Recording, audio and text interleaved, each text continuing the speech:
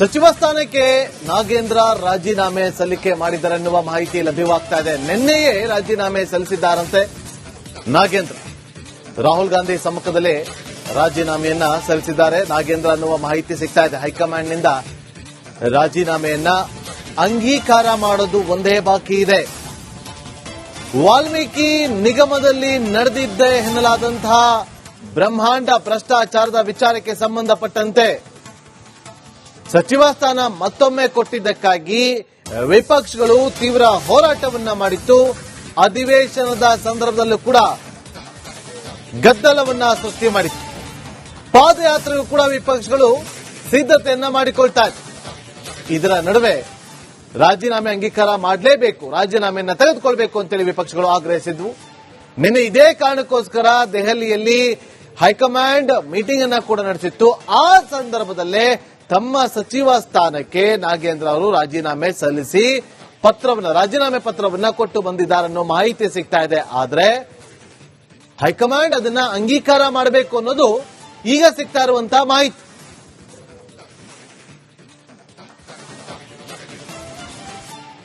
ಸಚಿವ ನಾಗೇಂದ್ರ ರಾಜೀನಾಮೆಯ ರಹಸ್ಯ ರಿವೀಲ್ ಆಗಿದೆ. 4 ಮೀಟಿಂಗ್ ನಡೆದಿದೆ. ರಾಹುಲ್ ಗಾಂಧಿ, ರಣದೀಪ್ ಸಿಂಗ್ ಸುರ್ಜೇವಾಲಾ ಹಾಗೂ ಡಿಕೆ ಶಿವಕುಮಾರ್ ಜೊತೆ ಬಿ ನಾಗೇಂದ್ರ ನಿನ್ನೆ ಮೀಟಿಂಗ್ ಮಾಡಿದ್ದಾರೆ ಅಂತ ಹೇಳಲಾಗಿದೆ. ನಿನ್ನೆ ಆ ಒಂದು ಸಭೆಯಲ್ಲಿ ತಾನು ರಾಜೀನಾಮೆ ಸಲ್ಲಿಸ್ತೀನಿ ಅನ್ನುವಂಥದ್ದನ್ನ ಹೇಳಿದ್ದಾರೆ. ಹೈಕಮಾಂಡ್ ಜೊತೆ ನಿನ್ನೆ ಬಿ ನಾಗೇಂದ್ರ ಮೀಟಿಂಗ್ ಮಾಡಿದ್ದಾರೆ.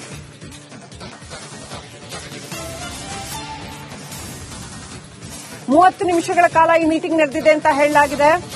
ಈ ಹೈ ವೋಲ್ಟೇಜ್ ಸಭೆಯಲ್ಲೇ ಮೊದಲ ಬಾರಿಗೆ ರಾಜೀನಾಮೆ ವಿಚಾರವನ್ನ ನಾಗೇಂದ್ರ ಪ್ರಸ್ತಾಪ ಮಾಡಿದ್ದಾರೆ. ಪಕ್ಷಕ್ಕೆ ಮುಜುಗರ ಆಗುತ್ತೆ ಅನ್ನೋ ಒಂದು ಕಾರಣ ಜೊತೆಗೆ ಈ ಒಂದು ಸಭೆಯಲ್ಲಿ ಬಿಜೆಪಿ ಮುಖಂಡರುಗಳು ಯಾರ್ಯಾರ ವಿರುದ್ಧ ಯಾವೆಲ್ಲ ರೀತಿಯ ಕೇಸ್ಗಳಿದ್ದಾವೆ ಅನ್ನೋದನ್ನು ಕೂಡ ನಾಗೇಂದ್ರ ಕಾಂಗ್ರೆಸ್ ಹೈಕಮಾಂಡ್ ಎದುರು ಸಾಬೀತುಪಡಿಸಿದ್ದಾರೆ ಅಂತ ಹೇಳಲಾಗ್ತಾ ಇದೆ. ಆ ಒಂದು ಮಾಹಿತಿಯ ಜೊತೆಗೆ ತಾನು ರಾಜೀನಾಮೆ ಕೊಡಬೇಕು ಅಂತಂದ್ರೆ ಕೊಡ್ತೀನಿ, ಪಕ್ಷಕ್ಕೋಸ್ಕರ ರಾಜೀನಾಮೆ ಕೊಡ್ತೀನಿ ಅನ್ನುವಂಥದ್ದನ್ನು ನಾಗೇಂದ್ರ ಹೇಳಿದ್ದಾರೆ. ಹೈಕಮಾಂಡ್ ಈ ಒಂದು ರಾಜೀನಾಮೆಯನ್ನ ಅಂಗೀಕಾರ ಮಾಡುವಂತದ್ದು ಇನ್ನೂ ಬಾಕಿ ಇದೆ ಅಂತ ಹೇಳಲಾಗ್ತಾ ಇದೆ. ಸೊ ಇನ್ನು ಏನೇನು ಅಪ್ಡೇಟ್ ಇದೆ, ಇನ್ನು ಏನೇನು ಈ ವಿಚಾರಕ್ಕೆ ಸಂಬಂಧಪಟ್ಟಂತೆ ಮಾಹಿತಿ ಇದೆ, ಬಿ ನಾಗೇಂದ್ರ ಅವರೇ ಸದ್ಯದಲ್ಲೇ ಹಂಚಿಕೊಳ್ಳಬಹುದು ಅನ್ನೋ ನಿರೀಕ್ಷೆ ಕೂಡ ಇದೆ.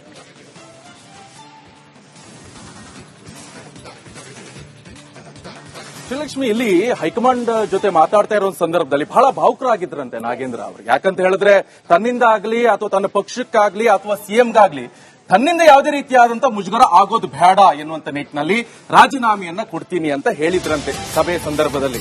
ನನ್ನಿಂದ ಪಕ್ಷಕ್ಕೆ ಅಥವಾ ಸಿಎಂಗೆ ಮುಜುಗರ ಆಗೋದು ಬೇಡ, ಮುಜುಗರ ತಪ್ಪುತ್ತೆ ಅನ್ನೋದಾದ್ರೆ ನಾನು ರಾಜೀನಾಮೆ ಕೊಡ್ತೀನಿ. ಸಭೆಯಲ್ಲಿ ಬಹಳ ಭಾವುಕರಾಗಿ ಮಾತನಾಡಿದ್ರಂತೆ ಬಿ ನಾಗೇಂದ್ರ.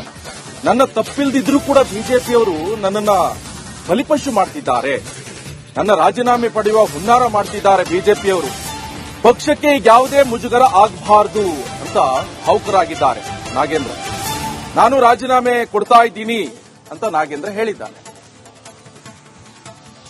ನೋಡಿ, ಸದ್ಯ ಇಷ್ಟೆಲ್ಲ ಬೆಳವಣಿಗೆ ಆಯಿತು ದೆಹಲಿಯಲ್ಲಿ ವರಿಷ್ಠರ ಜೊತೆ ಅಂತ ಹೇಳಿದ್ರೆ ಈ ಸುರ್ಜೇವಾಲಾ, ರಾಹುಲ್ ಗಾಂಧಿ, ಡಿಕೆ ಶಿವಕುಮಾರ್ ಹಾಗೆ ನಾಗೇಂದ್ರ ಅವರು ಕ್ಲೋಸ್ ಡೋರ್ ಮೀಟಿಂಗ್ ಅನ್ನ ಮಾಡಿದ್ರು. 4 ಜನ ಸರಿಸುಮಾರು ಒಂದು 30 ನಿಮಿಷ ಮಾತನಾಡಿದ್ರು. ಆ ಸಂದರ್ಭದಲ್ಲಿ ಬಹಳ ಭಾವುಕರಾಗ್ಬಿಟ್ಟಿದ್ರು. ಅದ್ರ ಜೊತೆಗೆ ಬಿಜೆಪಿಯವರು ಸುಖ ಸುಮ್ಮನೆ ನನ್ನ ಮೇಲೆ ಆರೋಪ ಮಾಡ್ತಾ ಇದ್ದಾರೆ, ನನ್ನನ್ನ ಬಲಿಪಶು ಮಾಡ್ತಾ ಇದ್ದಾರೆ.